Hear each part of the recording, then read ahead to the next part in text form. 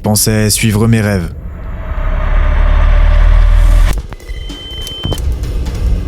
J'ai jamais autant travaillé de ma vie. Et pourtant, j'ai jamais été autant dans la merde. Suivez vos rêves et vivez de votre passion, qu'ils disent. Ouais. À 23 ans, j'avais un job de développeur dans une start-up payé 40 000 € l'année. Tout était tracé. J'étais destiné à être le roi du pétrole et j'ai tout quitté pour faire ce que je croyais être mon rêve.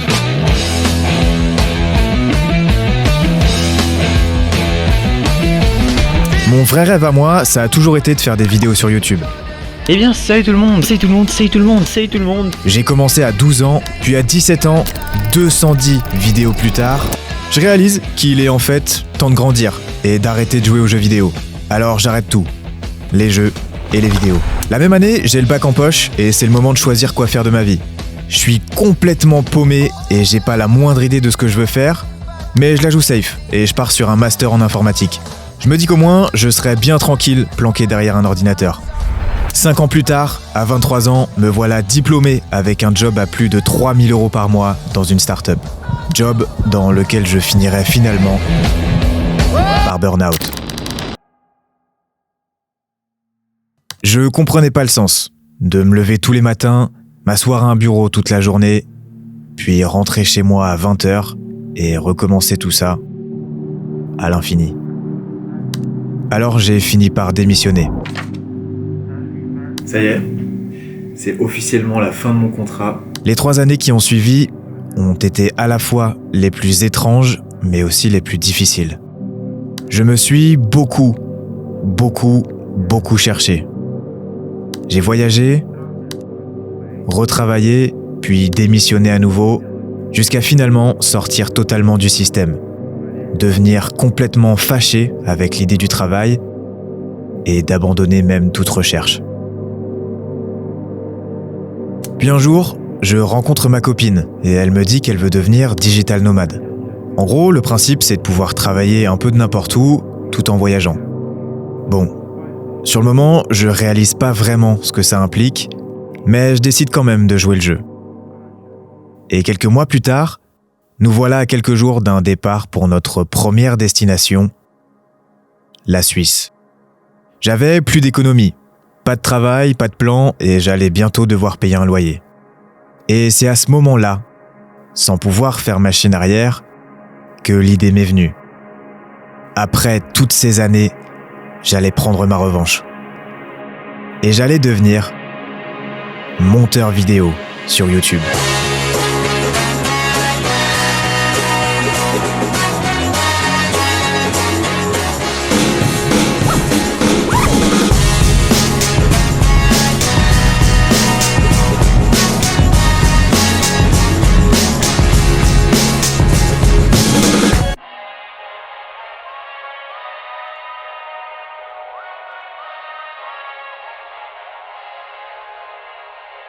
Et c'est donc ici, dans ce petit village, qu'on allait passer le premier mois de notre nouvelle vie.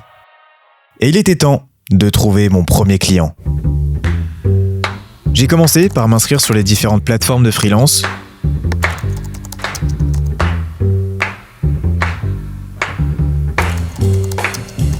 Mais après plus d'1 semaine, rien. Alors j'ai changé de stratégie. J'ai rejoint le plus gros serveur Discord français de monteurs vidéo et cette fois, c'est moi qui allais toquer aux portes.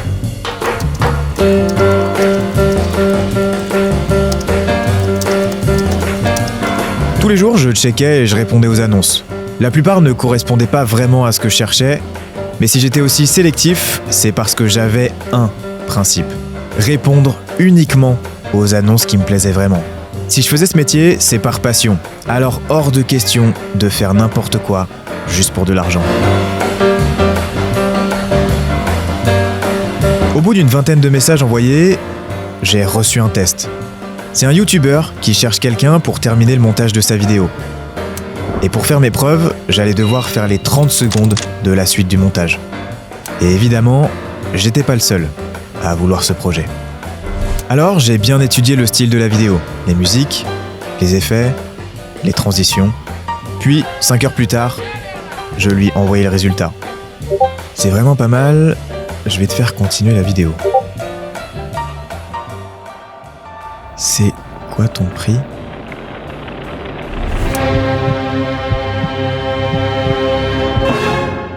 Imagine, je mets un prix trop cher. Il va penser que je veux l'arnaquer. Ou alors, si c'est pas assez cher, c'est moi qui vais me faire arnaquer.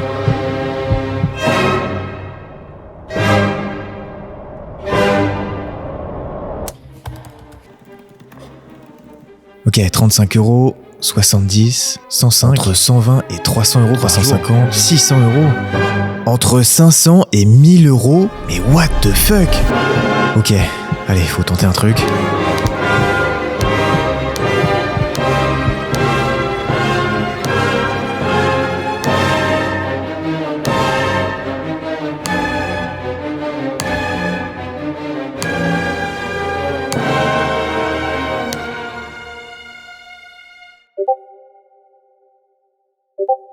Mon budget était plutôt de 400 € pour la vidéo.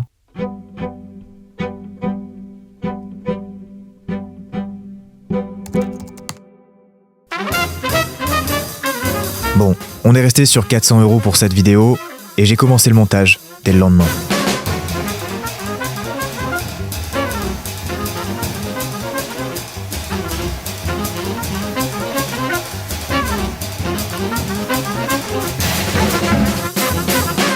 Hello, voici la première version. Alors il manque juste quelques trucs, mais globalement j'espère que ça va te plaire.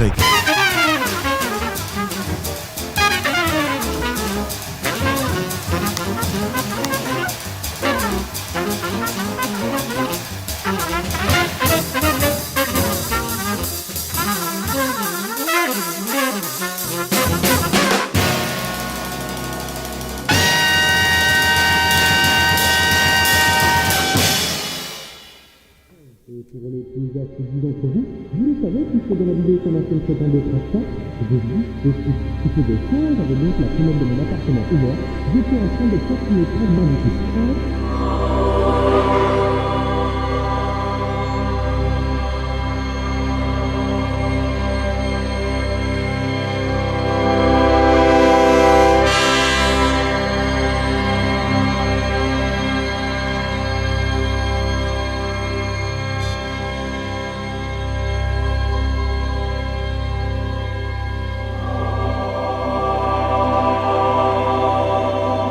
« 80 heures de travail, soit un taux horaire moyen de 10 € de l'heure.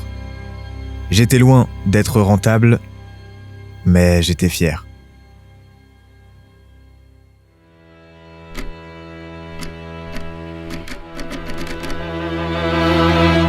Cette vidéo que vous regardez là, elle m'a pris plus d'1 an à créer.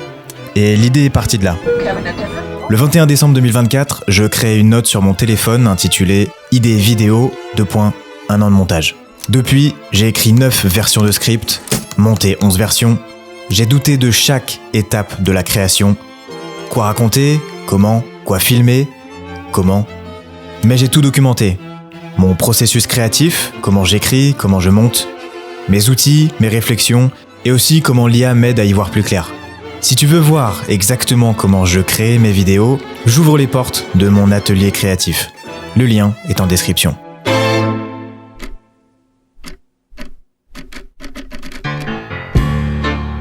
Nouvelle ville et 2 nouveaux projets. J'ai été recontacté pour monter une 2e vidéo et j'ai aussi trouvé un 2e client.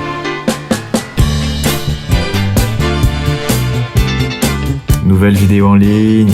Let's go! Yes! Nouveau projet terminé! Let's go! Les jours et les mois qui ont suivi ont été assez instables. On bougeait beaucoup avec ma copine. Et pour les projets, soit j'avais rien pendant des semaines, soit je me retrouvais solo avec 3 projets en même temps. J'avais aucun workflow.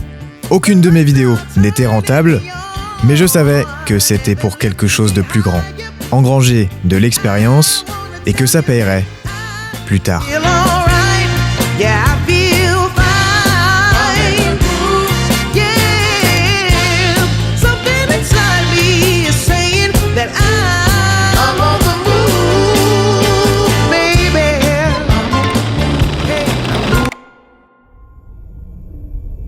jusqu'à ce qu'on arrive en août. C'était la fin de l'été, j'étais de retour chez mon père après 6 mois de voyage et j'avais dépensé presque tout mon argent. Mais cette fois-ci, des amis allaient se marier en Chine et ils nous invitent pour 1 mois de voyage à travers le pays. On serait 20 pour un mariage local. C'était le voyage d'une vie. D'après mes estimations, tout ça allait me coûter entre 3 000 et 4 000 euros. Jusque-là, j'étais jamais descendu aussi bas dans mes économies et me voilà à un clic d'acheter un aller-retour pour l'autre bout du monde pour un voyage que je ne pouvais pas encore me permettre.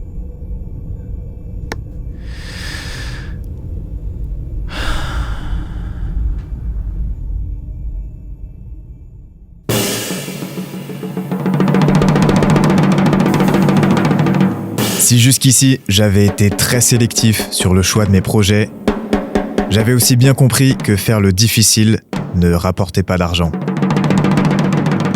Quel intérêt de faire un travail passion qui a du sens s'il ne me permet pas d'en vivre ?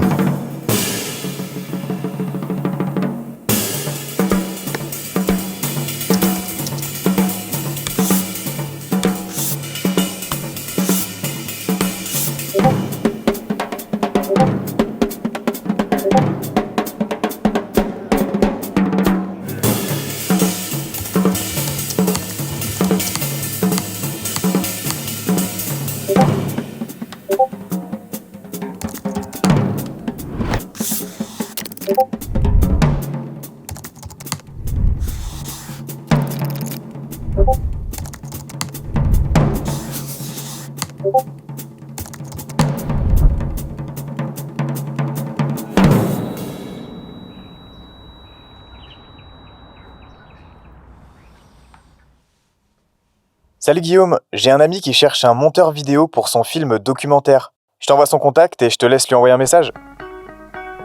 Salut, tu cherches un monteur pour ton film du coup, c'est ça ? Exactement. Est-ce que tu serais dispo pour venir 8 jours à Montpellier ? Et c'est quoi ton tarif ?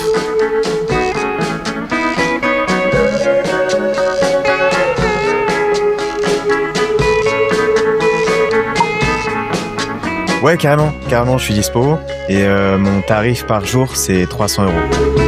Là, on parlait d'un très gros projet.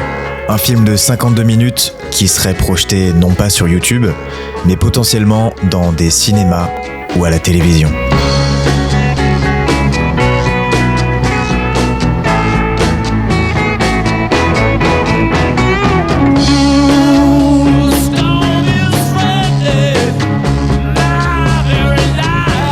Premier visionnage du film, t'en as pensé quoi ?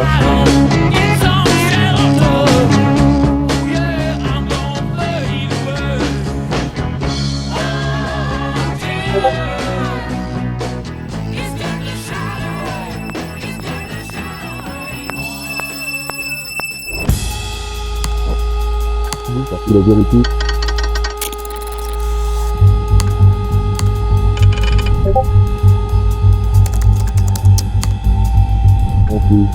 Alors, le marketing, on ne va pas.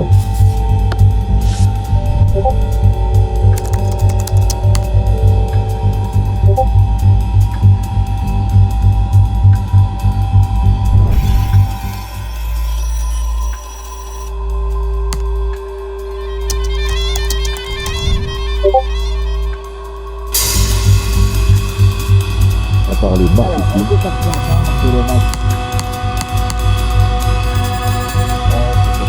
Le matin, le pas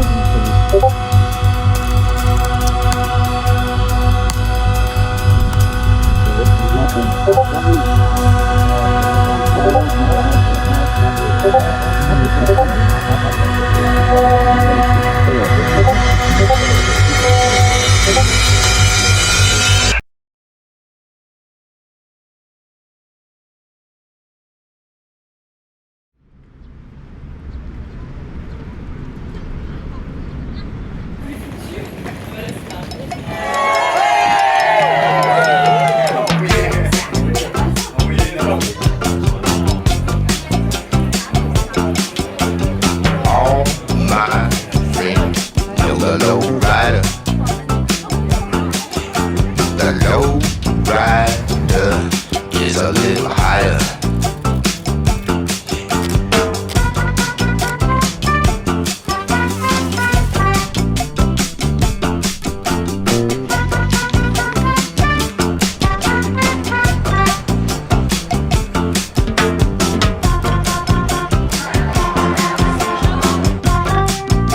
Avant de rentrer en France, on a décidé de faire une petite halte d'1 mois par la Thaïlande.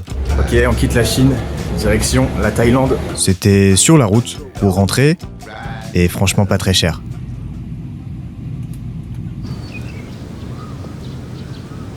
Je pensais honnêtement que j'allais pouvoir revenir comme une fleur. Rouvrir mon ordi, que tout le monde attendait impatiemment mon retour, et que je leur avais manqué. Mais après plus d'1 mois de silence radio à faire le mort, les gens te remplacent. Plus personne n'avait besoin de moi. C'était le retour à la case départ. Et puis finalement, comme si l'univers m'avait entendu, j'ai donc rejoint la petite équipe d'Elliott et le plan était simple. Sortir une vidéo par semaine. Elliott tournait plusieurs vidéos d'un coup, il m'envoyait les rushs et ensuite, c'était à moi de me débrouiller pour sortir 4 vidéos par mois. Le début était chaotique. Panne d'inspiration, stress, chaque vidéo me prenait un temps fou. Et c'est à ce moment-là que j'ai compris qu'il allait me falloir un système. Alors j'ai commencé à noter toutes les choses que je refaisais à chaque vidéo, toutes les actions que je répétais. Et au lieu de vouloir réinventer la roue à chaque fois, j'ai commencé à me construire des outils et à optimiser. Je réalise que le montage, c'est bien plus que de juste monter des vidéos. Et surtout, que la passion sans organisation, c'est juste du chaos un peu romantisé.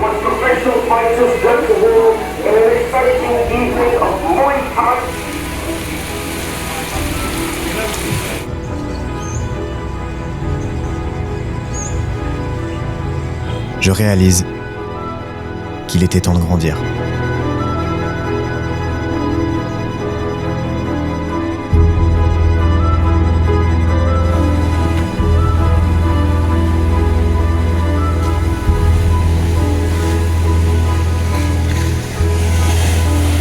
Ma copine rentre en France, moi je décide d'aller à Chiang Mai pour encore 1 mois.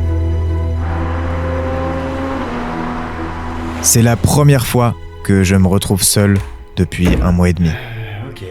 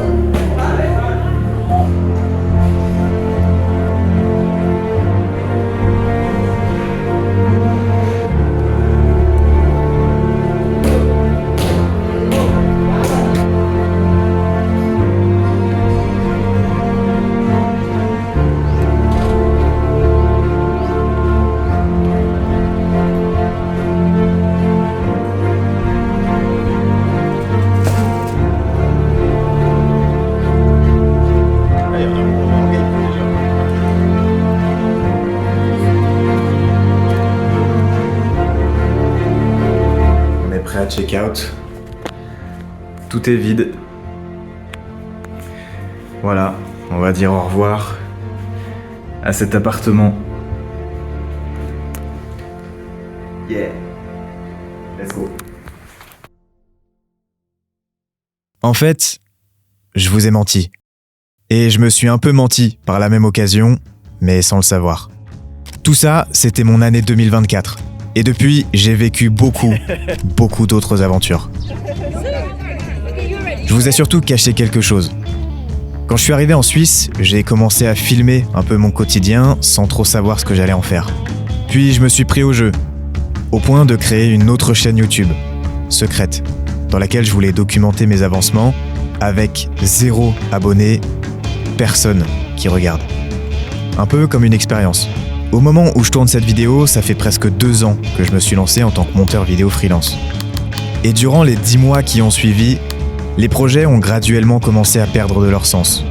Même si l'argent de mon compte diminuait, ça n'a pas été une motivation suffisante pour chercher de nouveaux clients, ni de nouveaux projets. Mais surtout, je crois que ça m'a fait réaliser que je me trompais peut-être depuis le début.